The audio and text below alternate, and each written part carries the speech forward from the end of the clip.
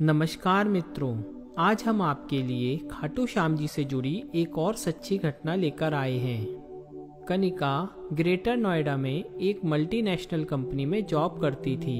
उसके माता पिता मथुरा में रहते थे। कनिका अपने ऑफिस के पास ही एक फ्लैट में रहती थी। कनिका के पिता खाटू श्याम जी को बहुत मानते थे और उन्हें जब भी समय मिलता था परिवार के साथ खाटू श्याम जी के दर्शन करने जाया करते थे। कनिका सुबह शाम दोनों समय खाटू श्याम जी की पूजा करती थी। कनिका क्योंकि अकेली रहती थी, इसलिए उसके माता पिता खाटू श्याम जी से प्रार्थना करते रहते थे, हे बाबा हमारी बेटी की रक्षा करना। कनिका को जॉब करते काफी समय हो गया था। उसे जब भी छुट्टी मिलती वह अपने माता पिता से मिलने चली जाती थी। कुछ समय बाद कनिका के पिता ने हरिद्वार जाकर गंगा स्नान करने का निश्चय किया। उन्होंने कनिका से पूछा, पर ऑफिस में ज्यादा काम होने के कारण कनिका ने कहा, आप दोनों चले जाइए, मुझे छुट्टी नहीं मिल पाएगी। कनिका के माता पिता हरिद्वार चले गए। बीच बीच में कनिका उन्हें फोन करके हालचाल पूछती रही। उन्होंने अच्छी तरह गंगा स्नान किया और रात में मथुरा की बस में बैठ गए। कनिका ने सुबह जब फोन किया तो उसके पापा का फोन स्विच ऑफ आ रहा था। उसने देखा कि पापा ने घर पहुंचकर उसे फोन भी नहीं किया है। कुछ समय बाद उसने अपने पड़ोस में रहने वाले पापा के दोस्त को फोन करके उसके घर जाने के लिए कहा। तब उन्होंने बताया कि बेटा आपके मम्मी पापा तो आए नहीं, घर पर तो ताला लगा है। कनिका को चिंता होने लगी। उसने कुछ समय इंतजार किया और वह घर पहुंच गई। दोपहर तक उसके माता पिता नहीं आए। शाम को वह पुलिस स्टेशन गई और अपने माता पिता की फोटो दिखाकर उन्हें सारी बात बताई। तब इंस्पेक्टर ने बताया कि हरिद्वार से आने वाली एक बस का एक्सीडेंट हो गया है। आप रुड़की के अस्पताल चली जाइए, वहीं यह एक्सीडेंट हुआ है। कनिका वहीं रोने लगी। तब उसके अंकल कनिका को समझाने लगे। उन्होंने कहा, रात बहुत हो चुकी है, सुबह 5 बजे हम चलेंगे। कनिका रोते हुए घर आ गई। घर में काफी लोग इकट्ठा हो गए थे। उसने किसी से बात नहीं की।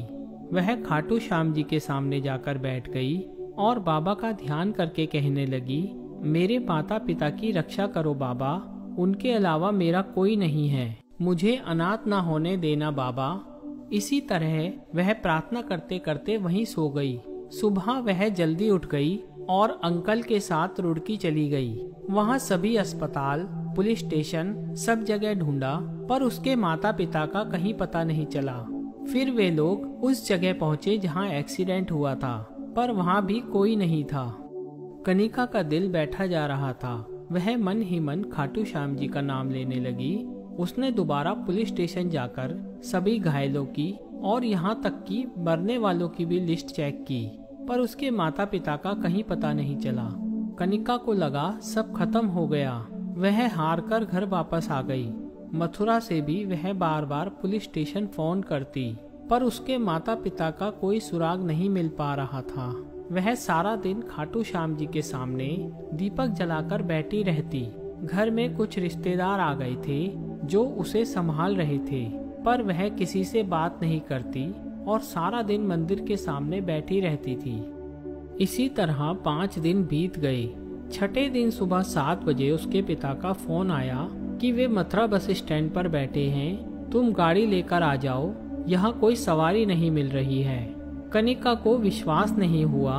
तब उसके पिताजी ने बताया, हम दोनों ठीक हैं। कनिका अपने अंकल के साथ बस स्टैंड पहुंची। वहां उसके माता पिता बैठे थे। कनिका उन्हें घर ले आई। तब उसके माता पिता ने बताया कि उन्हें भी चोट लगी थी और वे बेहोश हो गए थे। जब उनकी आंख खुली तो वे एक फ्लैट में थे। एक भले से व्यक्ति उनकी सेवा करते रहे। जब हम थोड़ा ठीक हुए तो हमने देखा उस फ्लैट में हमेशा इत्र की खुशबू रहती थी। जब हमने उनसे पूछा तो उन्होंने बताया कि वे खाटू श्याम जी की पूजा करते हैं और उन्हें इत्र लगाते हैं, उसकी ही खुशबू है। हमने उन्हें दिन में कई बार खाटू श्याम जी के मंदिर के सामने पूजा करते देखा था। हमने तुम्हें फोन करने की कोशिश की, पर हमारा फोन काम नहीं कर रहा था। कल रात उन्होंने हमें मथुरा की बस में बिठा दिया और हम यहाँ आ गए। कनिका बहुत खुश थी। उसके माता पिता के घर आते ही बधाई देने वाले और हालचाल पूछने वालों की भीड़ लग गई। इस तरह कई दिन निकल गए। जब कुछ फुर्सत मिली तो कनिका ने कहा, पापा हमें उन अंकल से मिलना चाहिए, मैं उनका शुक्रिया करना चाहती हूँ। आप कल सुबह मेरे साथ चलेंगे। अगले दिन कनिका अपने माता पिता के साथ रुड़की में उसी फ्लैट के पास पहुँच गई। वहाँ जब ऊपर जाने लगे तो गार्ड ने रोका। तब कनिका ने बताया कि उन्हें तीसरी मंजिल पर रहने वाले अंकल से मिलना है। इस पर गार्ड ने कहा, यह बिल्डिंग तो पिछले 1 साल से खाली है, यहाँ कोई नहीं रहता। कनिका ने अपने पिता से पूछा, आप गलत जगह तो नहीं ले आए? तब उसके माता पिता ने कहा, नहीं बेटी, हम इसी बालकनी में बैठकर यहाँ का सारा नज़ारा देखते थे। कनिका ने गार्ड से आग्रह करके तीसरी मंजिल पर चलने को कहा। वहाँ जाकर देखा कि कोई नहीं था। उसके पिता ने जब वह कमरा खोला जहाँ खाटू श्याम जी का मंदिर था तो उन्होंने देखा वहाँ खाटू श्याम जी का मंदिर है और इत्र की खुशबू आ रही है। कनिका ने कहा, पापा खाटू नरेश ने खुद आपकी सेवा करके आपको नई जिंदगी दी है, वे खुद आपका सहारा बनकर यहाँ रहे। तीनों की आंखों से आंसू बह रहे थे। उस दिन से उनका श्याम बाबा पर विश्वास और बढ़ गया। हे खाटू श्याम जी, अपने भक्तों पर सदा आशीर्वाद बनाए रखना, यही हमारी प्रार्थना है। जय श्री श्याम। दोस्तों, आपको ये वीडियो कैसी लगी हमें कमेंट बॉक्स में जरूर बताएं और इसे अपने मित्रों के साथ शेयर करें। साथ ही हमारे चैनल कथा अमृत को सब्सक्राइब करें। धन्यवाद।